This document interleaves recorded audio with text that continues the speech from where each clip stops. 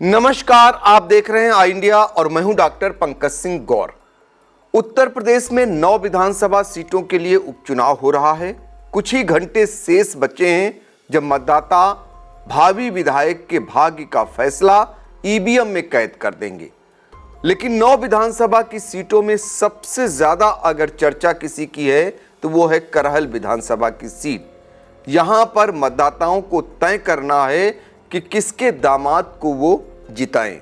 और ये दोनों जो दामाद हैं, ये एक उत्तर प्रदेश में बड़ा सियासी रसूख रखने वाले नेता के दामाद हैं और एक बिहार में सियासी क्षेत्र में बड़ा रसूख रखने वाले नेता के दामाद हैं। तो चलिए हम आपको बताते हैं।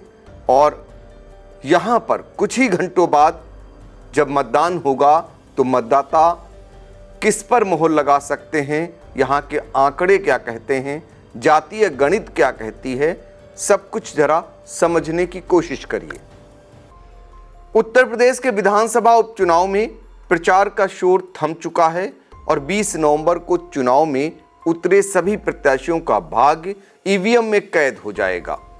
उपचुनाव में सबसे ज्यादा कोई सीट चर्चा में है तो वो है मैनपुरी जिले की करहल सीट। इस सीट पर सबसे बड़ा सवाल यह है कि उपचुनाव में कौन सा दामाद बाजी मारेगा, क्योंकि यहां उत्तर प्रदेश और बिहार के यादव समाज के 2 बड़े नेताओं के दामाद आमने सामने लड़ रहे हैं। इस बार करहल में सैफई परिवार और उनके दामाद के बीच सीधी जंग है। सपा ने पार्टी संस्थापक दिवंगत मुलायम सिंह यादव के भाई रतन सिंह के पोते और रणधीर सिंह यादव के बेटे तेज प्रताप यादव को टिकट दिया है, जबकि बीजेपी ने मुलायम के बड़े भाई अभय राम यादव के दामाद अनुजेश यादव पर दांव लगाया है। मुलायम सिंह यादव के दामाद अनुजेश यादव हैं तो लालू प्रसाद यादव के दामाद तेज प्रताप यादव हैं।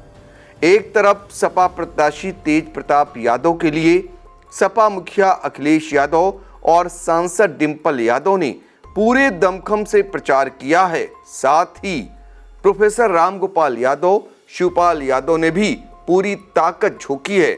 तो दूसरी ओर भाजपा की तरफ से भी अनुजेश यादव को जिताने के लिए CM Yogi Adityanath, deputy CM Brajesh Pathak ने खुद जिम्मेदारी ली है।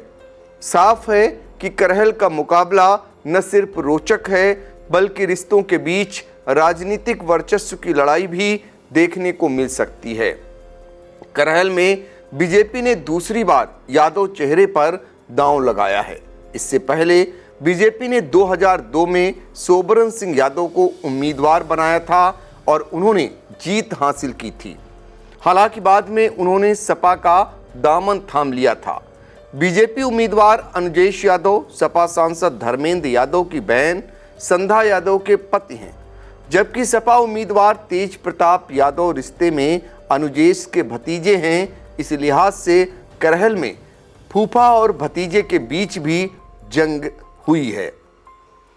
आइए अब जान लेते हैं कि करहल विधानसभा सीट पर अब तक किस पार्टी ने कितनी बार और कब कब जीत दर्ज की है। करहल विधानसभा सीट समाजवादी पार्टी की सबसे सुरक्षित सीटों में से एक है। करहल विधानसभा सीट पर समाजवादी पार्टी का 7 बार कब्जा रहा है। सैफई से सटे इस विधानसभा क्षेत्र में 1993 के बाद केवल एक चुनाव को छोड़ दें तो सपा के प्रत्याशियों को कोई पराजित नहीं कर पाया। मैनपुरी की करहल विधानसभा सीट के चुनावी इतिहास की बात करें तो 1957 के चुनाव में प्रजा सोशलिस्ट पार्टी, 1962, 1967 और 1969 में स्वतंत्र पार्टी ने जीत का परचम लहराया, जबकि 1974 में भारतीय क्रांति दल, 1977 में जनता पार्टी जीती थी। 1980 के चुनाव में इस सीट पर पहली बार कांग्रेस तो 1985 में लोक दल और 1989 के चुनाव में जनता दल की जीत का डंका बजा था। इसके बाद 1991, 1993, 1996 में सपा ने जीत की हैट्रिक लगाई थी। 2002 में पहली बार यहां पर भाजपा का कमल खिला था, लेकिन 2007, 2012, 2017 और 2022 के विधानसभा चुनाव में फिर से सपा ने इस सीट पर कब्जा जमा लिया। बता दें 2022 के चुनाव में पहली बार करहल सीट से मुलायम सिंह यादव के परिवार के किसी सदस्य ने चुनाव लड़ा। करहल सीट से खुद सपा प्रमुख अखिलेश यादव मैदान में उतरे और चुनावी बाजी जीतकर विधानसभा पहुंचे थे। अखिलेश यादव लोकसभा सदस्य चुने जाने तक करहल सीट से विधायक और यूपी विधानसभा में विपक्ष के नेता रहे। अब आइए बात करते हैं करहल विधानसभा सीट के मतदाताओं की।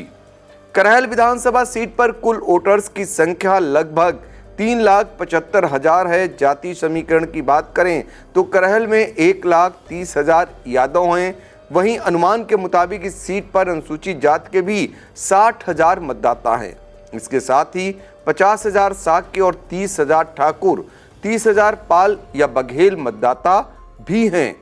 साथ ही इस सीट पर लगभग 25,000 मुस्लिम, 20,000 लोधी, 20,000 ब्राह्मण और 15,000 बनिया समाज के मतदाता हैं। जहां एक तरफ करहल सीट से सपा के तेज प्रताप यादव, भाजपा से अनुजेश यादव चुनावी मैदान में हैं, तो दूसरी तरफ बसपा से अविनाश कुमार साक्य, आजाद समाज पार्टी के विश्व प्रताप सिंह भी चुनावी मैदान में हैं। अब ये तस्वीर तो 23 नवंबर को मतगणना के बाद ही साफ होगी कि करहल सीट पर इस बार कौन सा दामाद अपनी विजय पताका फहराएगा।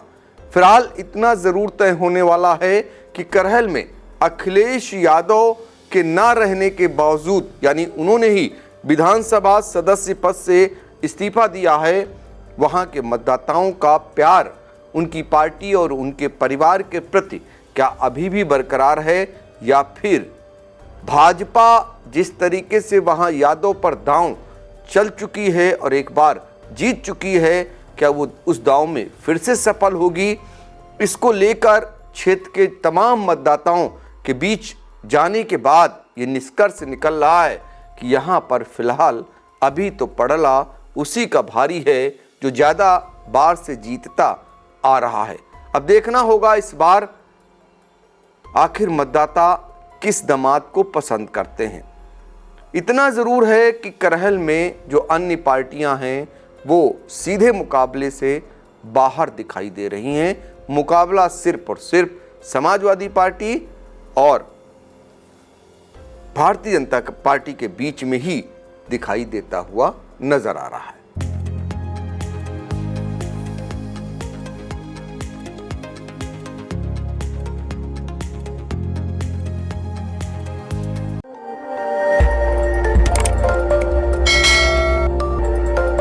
खबर आपकी, नजर हमारी। देखते रहिए आई इंडिया।